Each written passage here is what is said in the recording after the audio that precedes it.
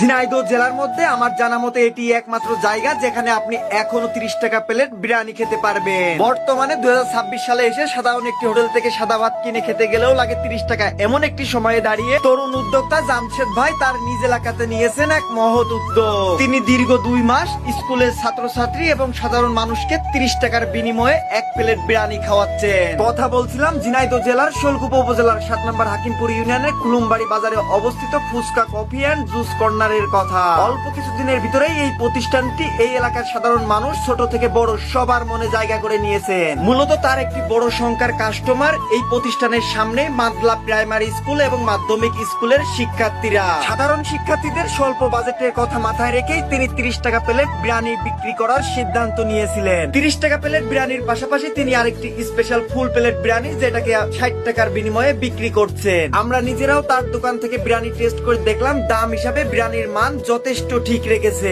আমার ভালোবাসার মানুষের ভিতরে কেউ যদি এই অঞ্চলে কখনো ঘুরতে চান, মন চাইলে একবার টেস্ট করে দেখে আসতে পারেন। দোকানের লোকেশন কুলুমবাড়ি বাজার প্রাথমিক বিদ্যালয় এবং মাধ্যমিক বিদ্যালয়ের বল ফিল্ডের একদম সামনে। সবাই ভালো থাকবেন, সুস্থ থাকবেন, আল্লাহ হাফেজ।